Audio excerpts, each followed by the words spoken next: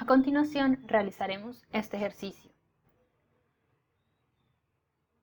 Un bloque de masa m se encuentra en reposo sobre un plano inclinado que forma un ángulo θ con la horizontal y se encuentra fijo al suelo, como muestra la figura. Al elevar el ángulo de inclinación θ, se comprueba que el deslizamiento apenas comienza en un ángulo θ sub s igual a 15 grados. 1. Determine el coeficiente de fricción estático entre el bloque y la superficie. 2. El coeficiente de fricción cinético entre el bloque y la superficie del plano inclinado es 0,18. Si el ángulo de inclinación se eleva a 30 grados, ¿cuál será la aceleración del bloque? ¿Cuánto tiempo tardará en recorrer la longitud s igual a 3 metros en el plano? Aproxime el valor de la aceleración de la gravedad a 10 metros sobre segundo al cuadrado. Entonces, lo primero respecto a este ejercicio es que hay que analizar que este ángulo θ puede variar. O sea, digamos, podríamos considerar que es como un dispositivo que nos permite ir variando el ángulo θ. Entonces, en el ítem 1 nos dicen que variaron ese ángulo y encontraron que el cuerpo empezaba apenas a moverse cuando el ángulo era igual a 15 grados. Es decir, en ese momento justo, la fuerza externa que actúa sobre el bloque es igual en magnitud a la magnitud de la fricción estática máxima. Por ello, el bloque apenas comienza a deslizarse. Entonces, para realizar este ejercicio vamos a realizar lo siguiente. Lo primero es que vamos a colocar un sistema de ejes coordenados. Por la inclinación en la que se encuentra el bloque, es conveniente colocar un sistema coordenado también inclinado, como el siguiente. Así, en este sistema tenemos que un eje es paralelo a la superficie en la cual se va a deslizar el bloque y el otro eje pues es perpendicular a la superficie. Vamos a llamar al eje paralelo a la superficie eje X y al eje perpendicular a la superficie eje Y. Vamos a colocar las siguientes direcciones para los ejes. Como el bloque tiende a deslizarse en esta dirección hacia abajo del plano, entonces vamos a colocar que hacia abajo sea más X, o sea, sería como hacia la derecha, y en el sentido contrario sería menos X. Vamos a poner, en este caso, más Y en esta dirección y menos Y en esta otra dirección. Ahora, identifiquemos las fuerzas que están actuando sobre el bloque. Como el bloque se encuentra en la Tierra, actúa sobre él el peso o fuerza gravitacional. El peso siempre apunta hacia el centro de la Tierra, luego quedaría en esta dirección y no coincidiría en este caso con ninguno de los dos ejes que colocamos. Su magnitud es mg. El bloque está obligado a moverse sobre esta superficie, porque el peso, digamos, no es lo suficientemente fuerte como para atravesar la superficie, entonces decimos que esta le ejerce una fuerza perpendicular a ella, que es la que, digamos, contrarresta el efecto del peso. Esa fuerza recibe el nombre de fuerza normal. En este caso, entonces, tendría esta dirección. La denotamos con la letra N. Y siempre es perpendicular a la superficie. Hay un detalle importante y es que nos dicen que este plano inclinado está fijo sobre esta superficie, él no se puede mover. En cambio, el bloque sí se puede deslizar sobre él. También, como nos están diciendo que determinemos el coeficiente de fricción estático, pues ya nos están indicando que hay fricción entre el bloque y el plano inclinado. Entonces, el posible movimiento del bloque sería hacia la dirección que denotamos como más X. Entonces, la fricción apuntaría en dirección contraria, es decir, que iría hacia menos X. La simbolizamos con F sub S o F sub K, pero en este caso pues voy a dejar F minúscula solamente, porque van a haber dos casos, uno con la fricción estática y otro con la fricción cinética. En el primero nos están preguntando qué Determinemos el coeficiente de fricción estático. Entonces, primero, pues, vamos a trabajar con fricción estática. Ahora, coloquemos estas tres fuerzas que están actuando sobre el bloque en componentes. Sería la fuerza gravitacional o peso sería igual a un componente en X y un componente en Y.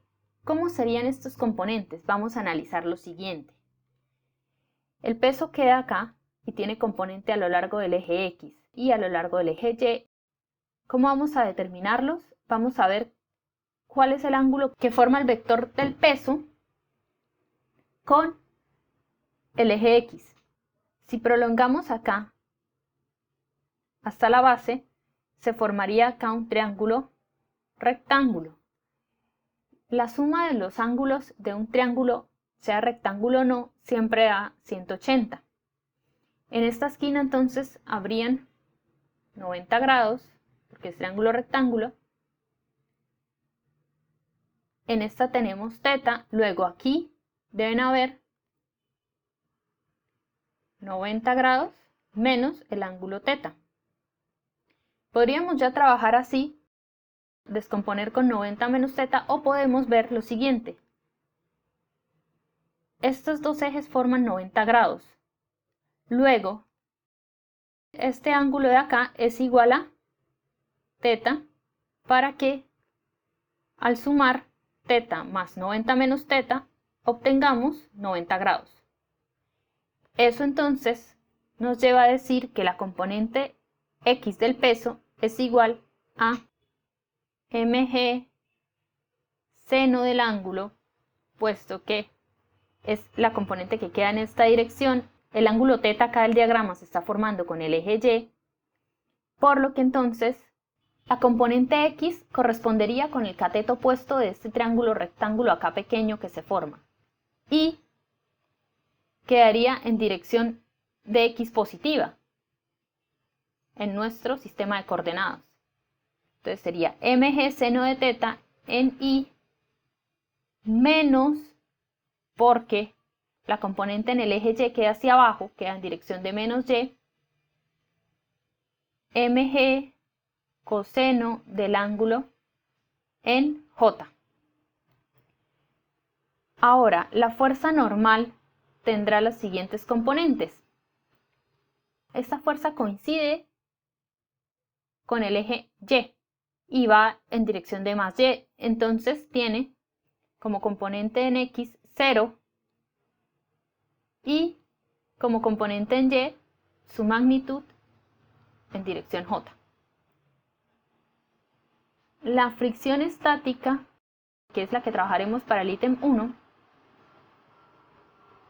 está sobre el eje que llamamos X y en dirección negativa. Entonces tiene componentes menos la magnitud de la fricción estática en dirección Y más 0 en J. Para determinar el coeficiente de fricción estático entre el bloque y la superficie, vamos a emplear la segunda ley de Newton, la cual nos dice que la aceleración es igual a la suma de las fuerzas que actúan sobre el cuerpo dividido por la masa del cuerpo. Pero bueno, esta es una ecuación vectorial. Esto implica una componente en X para la aceleración, que será igual a la suma de las componentes en X dividido por la masa, y otra componente a lo largo de Y, que también será igual a la suma, pero de las componentes en Y dividido por la masa. Si reemplazamos entonces las componentes en X y en Y de las fuerzas, obtenemos lo siguiente. La componente en X de la aceleración debería ser igual a mg seno del ángulo, que es la componente del peso, menos la fricción estática, todo dividido por la masa. Y la componente en Y de la aceleración será igual a la normal positiva menos el componente del peso en Y, que es mg coseno del ángulo, todo dividido por la masa. Ahora, analicemos algo respecto al movimiento. Nos dicen que el bloque se encuentra en reposo sobre el plano inclinado. Entonces ya con esto pues vemos que la aceleración es igual a 0. Adicionalmente, analicemos en la coordenada y, no hay ninguna fuerza que lo haga, digamos, saltar. Entonces realmente la normal y la componente del peso se están, digamos, cancelando. Entonces tenemos que la aceleración en y es igual a 0 y la aceleración a lo largo del eje X también es igual a 0 porque estamos considerando el caso de que el bloque se encuentra en reposo.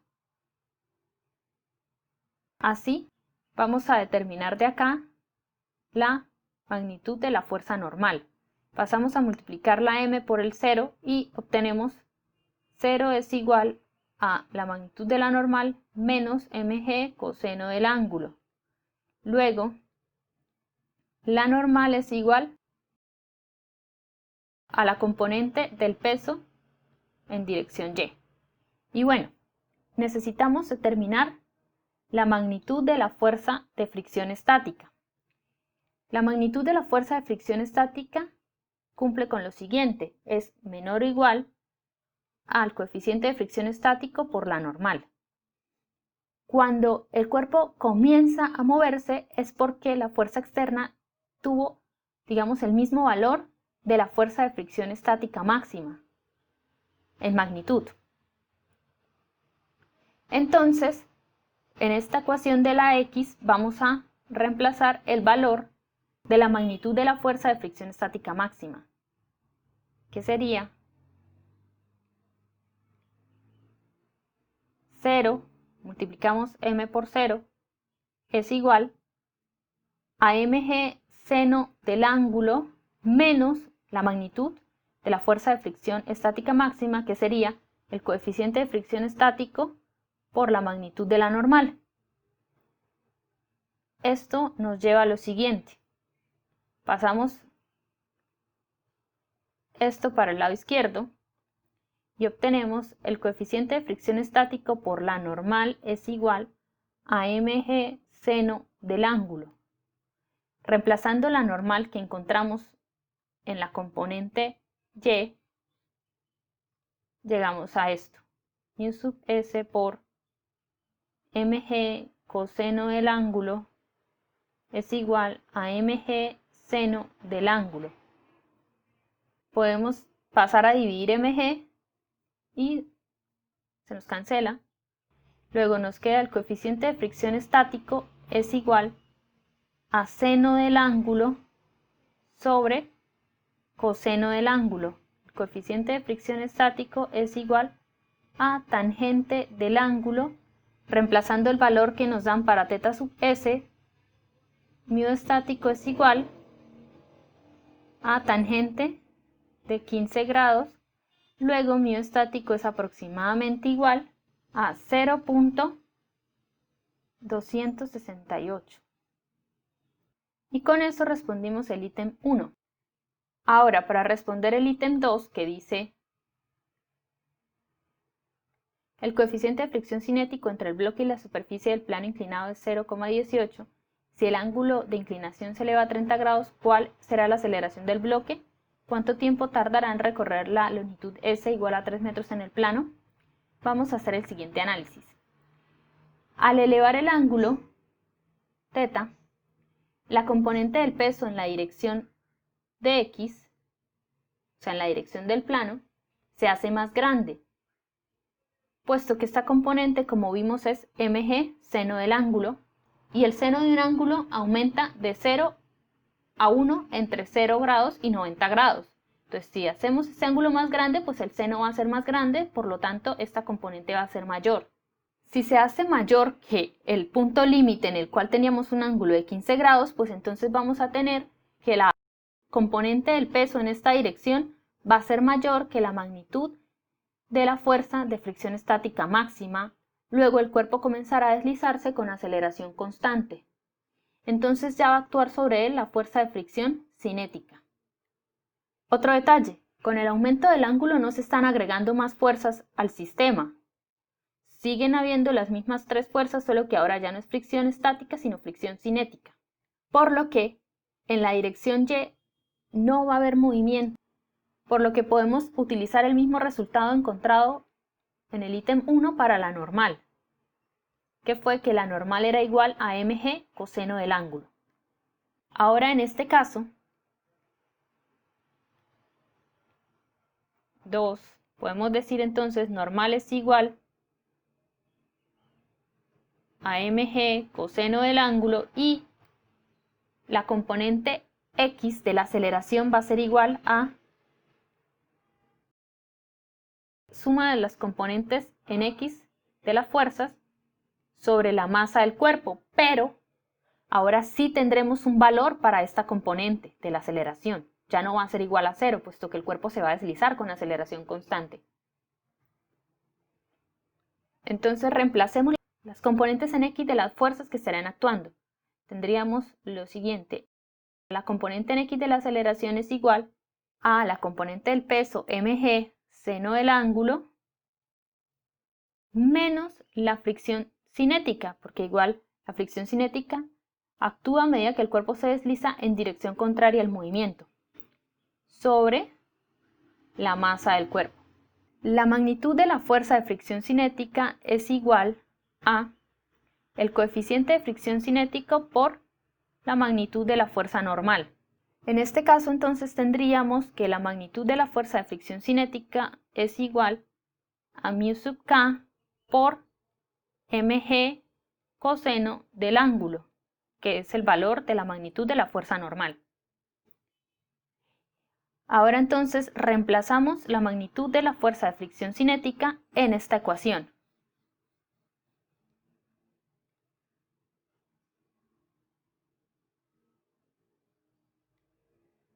Y obtenemos que la componente en x de la aceleración es igual a mg seno del ángulo menos el coeficiente de fricción cinético por mg por coseno del ángulo.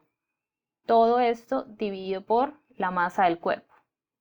Podemos entonces dividir ambas expresiones por la masa para cancelarla.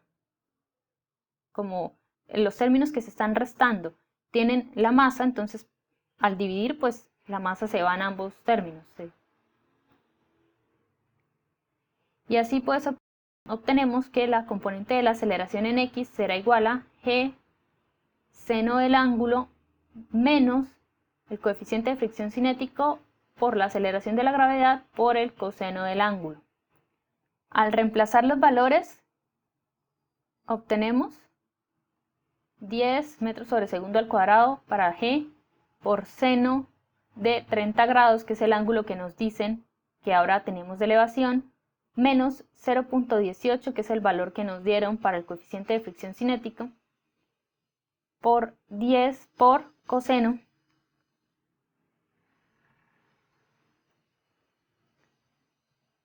de 30 grados. Esto nos da que la componente de la aceleración en x es igual a aproximadamente 3.44 metros sobre segundo al cuadrado. Entonces el vector aceleración en este sistema coordenado inclinado que colocamos es para todo tiempo t el siguiente. Aceleración en el tiempo es igual a 3.44 metros sobre segundo al cuadrado en I más 0 en J. Ahora, para contestar cuánto tiempo tarda en recorrer los 3 metros de longitud del plano, determinamos la velocidad y posición para todo tiempo t. Entonces, para determinar los vectores velocidad y posición para todo tiempo t vamos a hacer lo siguiente. Como la aceleración es igual a la derivada de la velocidad con respecto al tiempo, entonces el vector velocidad tendrá como componentes unas funciones continuas cuyas derivadas con respecto del tiempo son iguales a las componentes del vector aceleración. Esto sería, el vector velocidad debe tener esta forma para todo tiempo t. Bx en y más by en j. Y bx para todo tiempo t debe ser igual a 3.44 por t más una constante, llamémosla C1. Esto para que pues al derivar encontremos 3.44, que es la componente x de la aceleración. Y la componente en y de la velocidad para todo tiempo t debe ser igual a otra constante, llamémosla C2. Al derivar cualquier constante pues obtenemos 0. Para encontrar los valores de C1 y C2 debemos buscar la velocidad en el tiempo 0. De estas dos funciones tenemos que la velocidad en x para el tiempo 0 es igual a C1 y la velocidad en y para el 0 es igual a C2. Ahora debemos ajustar con las condiciones iniciales. Entonces, para esto vamos a mirar el dibujo.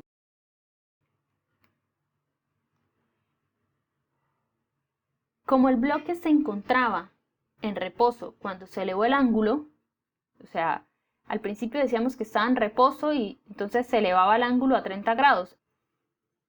Entonces, la velocidad inicial, o sea, la velocidad para tiempo 0, de acuerdo al ejercicio, es 0 en y más 0 en j.